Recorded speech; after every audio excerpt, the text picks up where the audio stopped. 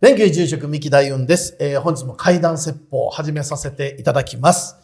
ということで今回も来ていただいております。山口智です。よろしくお願いいたします。今回はですね、はい。実は皆様から怪談を募集させていただきまして、そうなんですね。初なんですよ。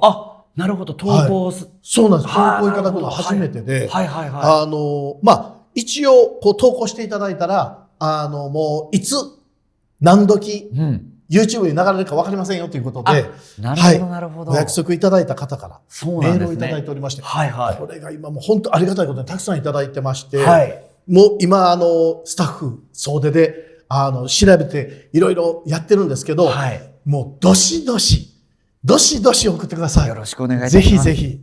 で、他にもね、いろんなチャンネルで募集されてるチャンネルもあるんですけども、なんかもうこのチャンネル、三木大雲チャンネル選んでいただきまして、ありがとうございます。なんか、そのうちちょっとなんかプレゼントをお送り、なんかできたらいいなと思って、いいですね、今ちょっと検討してますんで、今日ご紹介いただく方にも、後でまたちょっと連絡取らせていただいて、ご住所とかいただいて、プレゼントがまだ全然できてないんで。なるほど。できた際には。何か差し上げようと思っておりますので、それはいいですね。お願いいたします。ということで、初第1本目。いやー、これすごいですよね。話がまたすごく良くてですね。怪談なんですよね、でも。怪談です。もう首都コアでも何でもいいんですけど、今回ちょっと怪談で。わかりました。ペンネームルーさんっていう。ルーさん。っていう方、ありがとうございます、本当に。これは私と父方の祖母にまつわる話になります。父方のお母さんですね。今から40年くらい前、私はよく父方の祖母の家に遊びに行くと、帰りたくなくてダダをこねて、泣き叫ぶようなおばあちゃん子でした。両親も根負けして私を田舎の祖母の家に預けて数週間してから父が迎えに来てくれる。数週間、そんな幼少期を過ごしていました。祖父は私が生まれた年に孤児となっており、祖母は田舎で一人暮らしだったので快く孫の私を泊めてくれたのでした。よく祖母には、見知らぬお年寄りのお宅に連れ出された記憶があり、今思えば孫自慢をするために、祖母の友人宅に借り出されていたのだと思います。自慢のね、お孫さんで、時が流れまして、学生時代は祖父のお墓参りに年1回祖母に会う程度になり、さらに社会人になって上京してからは仕事で忙しく恥ずかしながら祖母のことなど気にも留めない日々を送っておりました。こうなりますね。子供からね、大人になる。いつの間にか祖母は施設に入り、いわゆる感染症のパンデミックが発生したことも相まって、祖母とは長く疎遠になってしまいました。当時祖母は98歳。すでに5年以上は会っていない状態だったと思います。そんなある日、急に私の夢に祖母が出てきたのです。私は普段ほぼ夢を見ないか、見てもほぼ忘れてしまうタイプだったにもかかわらず、祖母が夢に出てきたことだけは印象に残っていました。なぜか祖母の夢が妙に気になり、私はすぐに実家の父に電話を入れ、何気なく祖母は元気なのか聞いてみることにしました。そうすると父より、最近急に思い出したのか、おばあちゃんお前に会いたいと言ってるんだ。今年の夏は帰ってこれそうか、そう伝えられたのです。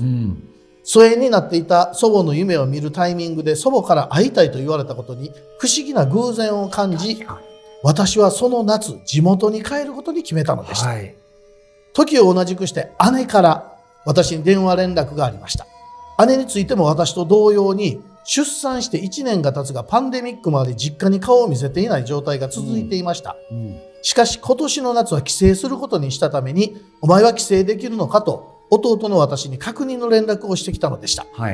そして今回帰省を決めたのは姉曰く、祖父の夢を見たからだというのです。この方はおばあさんの夢を見て、お姉さんはおじいちゃんの夢を見たんですよね。すごいっすね。私自身も急に祖母の夢を見るという不思議な体験をした折だったため、姉の話を聞きながら妙な胸騒ぎがしました。私と違って姉は祖父の夢を克明に覚えており、その内容が非常に奇妙なものでした。私の実家には奥座敷の天井に近い収納スペース、一般的には天袋ですね、上のところにガチャッと開ける、天袋に神棚が設置されており、そこになぜか祖父がいて、ひ孫の顔を見せに来いと話しかけてくるのだという、いわゆる天袋の中に神棚があって、そこになぜか祖父がいてひ孫の顔を見せに来いという、どういう状況？何それ？なんかいやちょっと怖いですけどね。ちょっと怖いですよね。想像すると怖いですけど。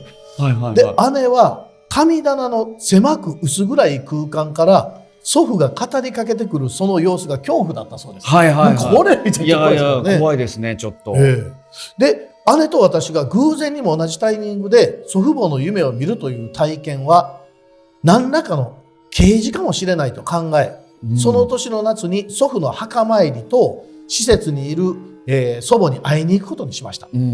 祖母は認知症になってはいませんでしたが、かなり弱っていて寝たきりでした。実際のところ私には会いたいと言ってくれていた祖母は目の前にいる私のことを認識できなかった。なるほど。もうね、きっと祖母は私の幼少期の頃を思い出していたのだろうと思います。もう少し元気なうちに会いに来ればよかったという後悔と、それでも会えてよかったという気持ちで複雑な心境だったことを覚えています。その翌年のこと、祖母は99歳で他界しました。だからもう他界される1年前にお会いはできたということですね。私は葬儀のために再び地元に帰り、祖母と最後の挨拶をした。前年に生前の祖母に会えていたことは幸いなことでした。そして祖母が亡くなった年の正月、私と姉は実家に時期を同じくして帰ることになった。姉が両親の前で祖母の夢を話したところ、父が神棚は何年も掃除をしておらずほったらかしになっていると言ったため、姉は奥座敷の方で神棚の大掃除をすることにしました。要するに実際にはあったんですね、その場所がね。そうなんですね。夢で出てきた場所があったってことですね。しばらくして急になぜか姉の大きな叫び声が聞こえてきました。私と両親は何事かと奥座敷に向かうと、姉が神棚の方を指さしながら、おじいちゃんがとつぶやき腰を抜かしている様子。めちゃめちゃ怖い。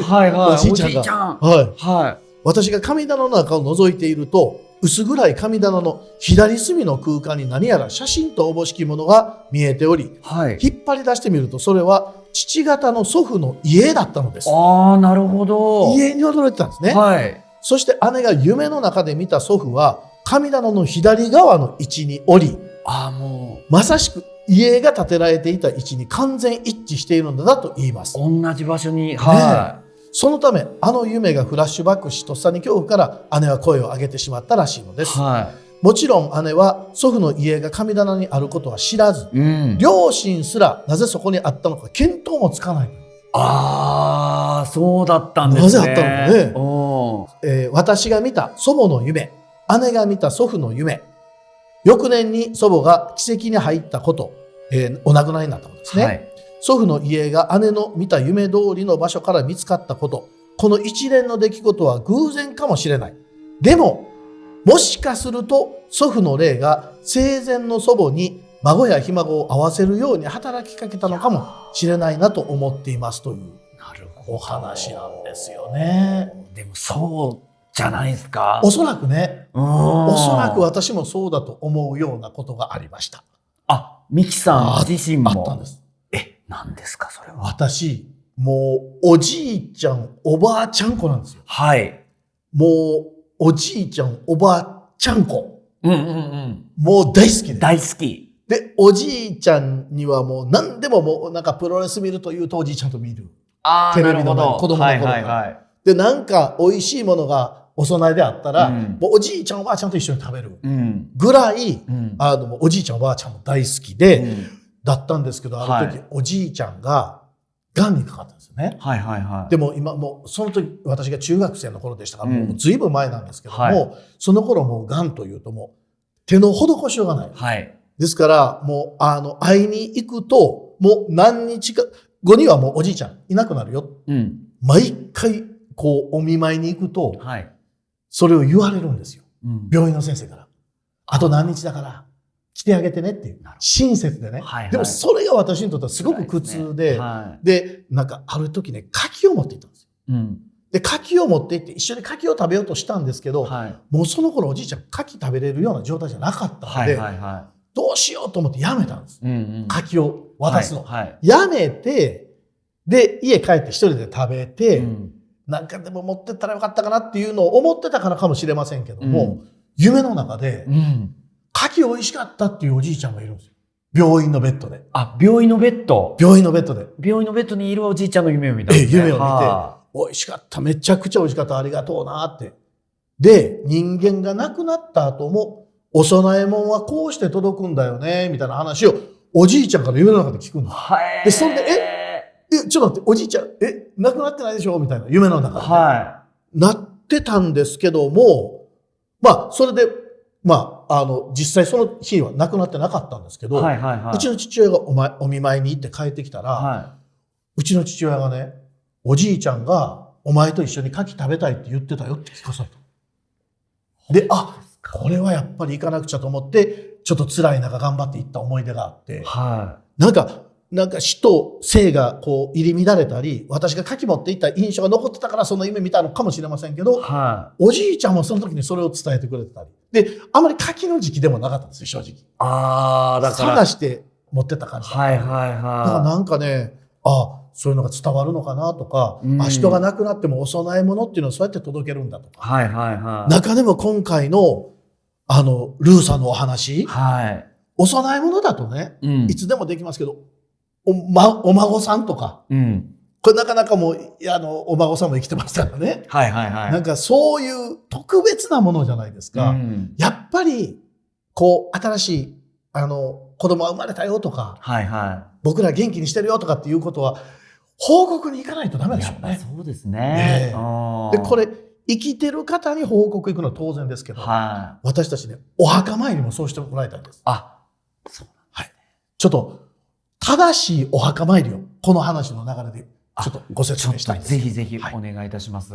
よくですね、お墓参りに行って、ご先祖さんの供養が足りてないから、お前は不幸なんだって言われてきましたという方いるんですよ。霊能者の方とかに言われて。これ正直私ね、間違いだと思ってます。そうなんですか。ということは何かということはね、例えば、ご先祖さんのお墓に行って、あなたのせいでね、私今不幸ですって報告に行くわけです。で、なるほどね。今からあなたの供養してあげる代わりに、私を幸せにしてくださいってことでしょ？そんな供養届かないですし。そんな上からの。そうです、そうです。だからもう、来られたご先祖さんも、子孫、そんな風に育っちゃったのって残念がありません？確かに、確かに。だから私、お墓の、手を合わせる供養の仕方って何かっていうと、報告に行くんです。元気にやってますっていう報告に行きます。で、安心してくださいねっていう報告するんです。だからこの、ルーさんもおばあちゃんに孫が生まれたよ、守ってねとは言わないですよね。報告に来たよ、元気でみんなやってるから安心してね、安心してもらう場所がお墓なんですよ。そうか。なるほど、なるほど。だからもうお願い事しに行ったり、なんかもう中には宝くじ当ててくださいとお墓に頼んだり、困られますから、ご先祖さん。そうじゃなく、ご先祖さんのおかげで今私たちは幸せにやってます。いや、もちろん生きてるとしんどいことも辛いこともあるけれども、こうやってお墓参り来れるぐらい、頑張ってるんで、安心してくださいねって言いに行っていただきたいですね。それがお墓参りです。なるほど。見守ってくださいっていうのは大丈夫ですか？見守ってくださいとかも、それは全部逆で、お墓を見守る、生きてる人が。なるほど。お墓を守るのは生きてる人間で、私たちを見守ってくださるのは神や仏なんです。神様、仏様の前では、頑張ってるから見守ってくださいは OK です。なるほど、なるほど。で、欲を言えば夢を叶えたいので、夢に向かってこれだけ頑張ってるので後押ししてくださいは、神や仏に言いに来てください。なるほど。お墓には今頑張ってますだけ。だから安心してくださいねって。それ聞けてよかったです。僕報告はしてたんですけども、見守っててくださいみたいなことも伝えてたので、それは違うんですね。はい、そうです。安心してもう安ねっていう心してくださいことを伝えればいいんだ。で、結果としてご先祖さんが見守ってくださるってことはあるでしょうけど、なるほど。こちらから要求はしないように。いや、それ聞けてよかったです。だから、お寺の中にお墓があるとかっていうの、このセットはめちゃくちゃいいんですよ。はいはい、お墓に報告に行って、ここで自分の今の報告をして、後押ししてくださいとかついでに言えますから、ついでって言うとあれですけど。はいはいはいはい。で、中にはですね、ご先祖様もあの世で幸せに暮らしていただけるようにお願いしますっていうのも、神や仏に頼むので、本堂でお願いする。なるほどね。はい。そうなんですね。いや、でも、これちょっとね、このルーさんのお話に戻ります。ミキさんのお話もそうですけど、やっぱ夢っていうのは、やっぱあるんですかね。ちょっと違うんですけど、うちのね、母方のお母さんのおばあちゃんですね、僕の。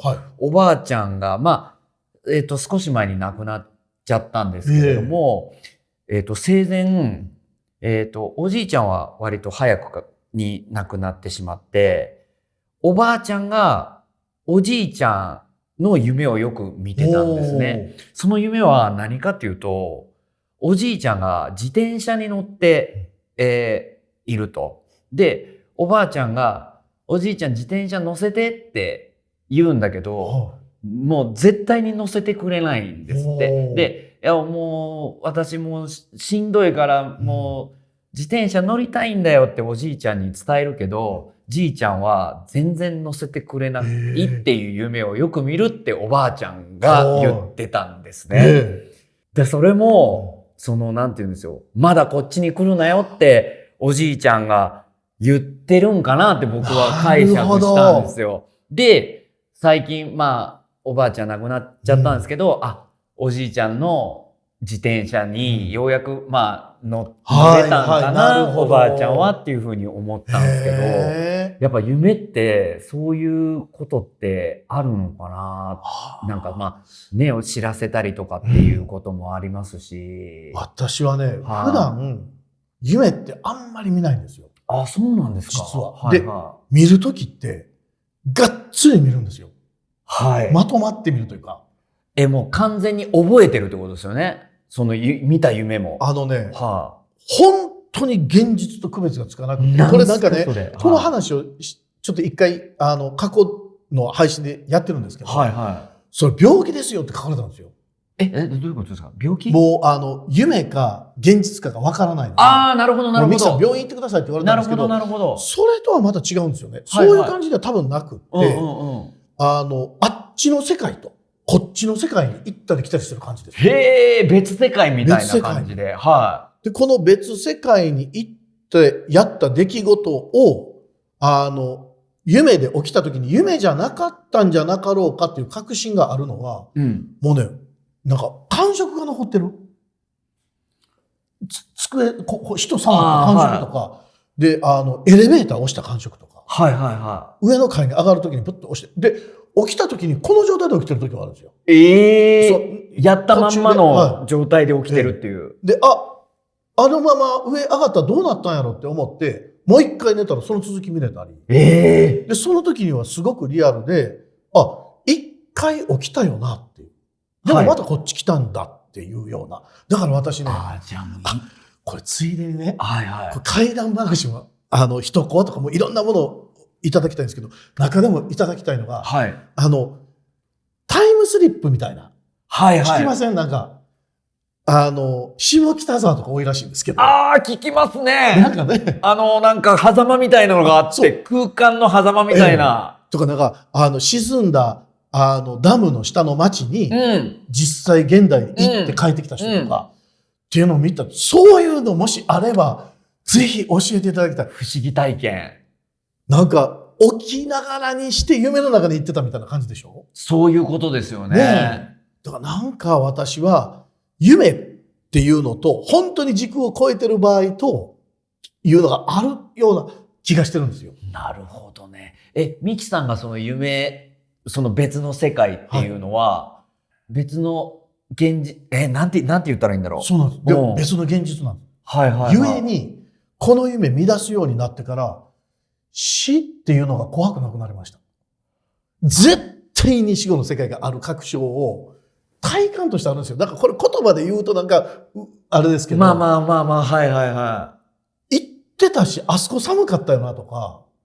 はいはいで、はちょっと言うと、お不動産うちおられるんですけど、はい。お不動産の台ありますよ、台座。はいはい、台座。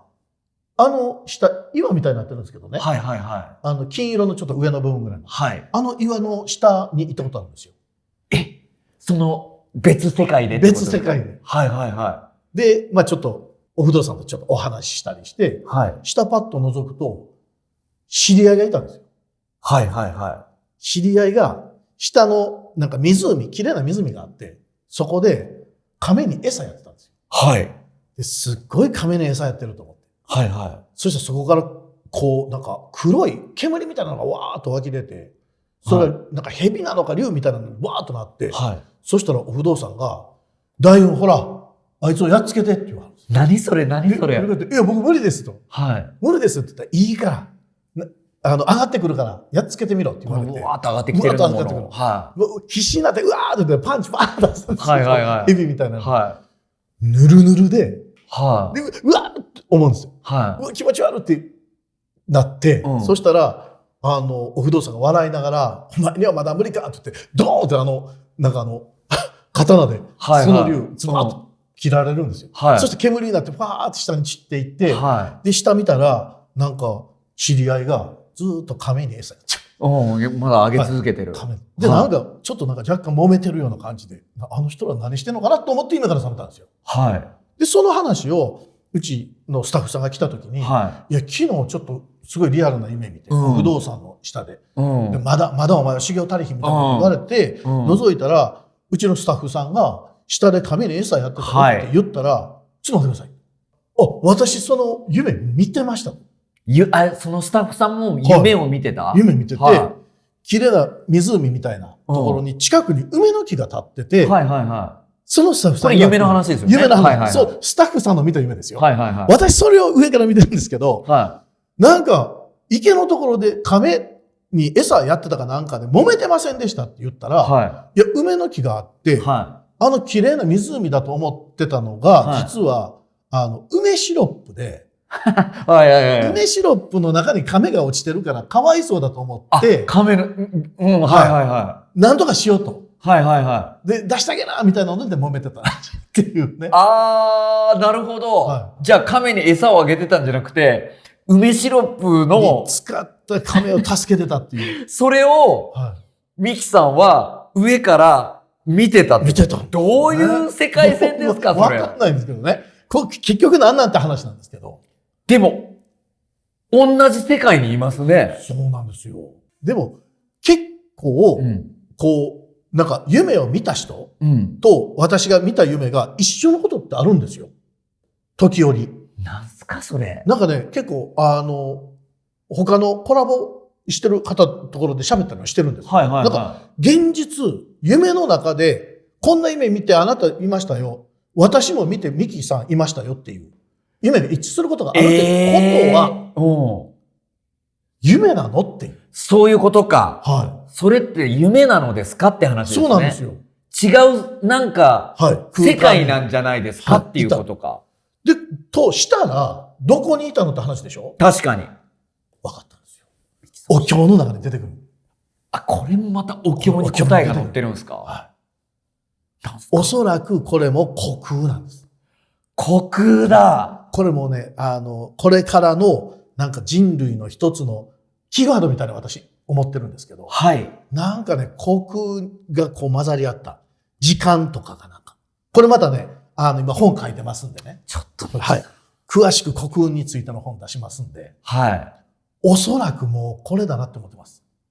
もうあるんだ、その世界は。あります。だから逆に言うとこう、私たちが亡くなることにすごく恐怖は感じますけど、はい、そこまで恐怖することないと思います。なるほど。で、亡くなった皆さんがもう輪廻転生してね、どっか行ってるのかっていうと、これも輪廻転生もちろんするんですが、はい、私の知ってるおじいちゃん、おばあちゃん、私父親とか亡くなった人たちは、はい、います。います。でも、輪廻転生もしてます。なるほど。いる上で、はいさらに輪廻転生もしてるってことだ。このロジックが最近分かってきたんで、今本書いてますんで。そこもちゃんと理屈があるんですか？そうなんですよ。今日紐解いていくと、そうかっていう。なんすかそれ。分かってきましたね。これもまた本、私が、締め切り間に合ったら出版されますんで。絶対間に合わせてくださいね。頑張ります。締め切りは。面白だからまたそういった夢のなんかリアルなお話とかも送っていただければと思いますので、ぜひお願いいたします。よろしくお願いいたします。ということで、本日も怪談説法、これで終わらせていただきます。どうもありがとうございました。ありがとうございました。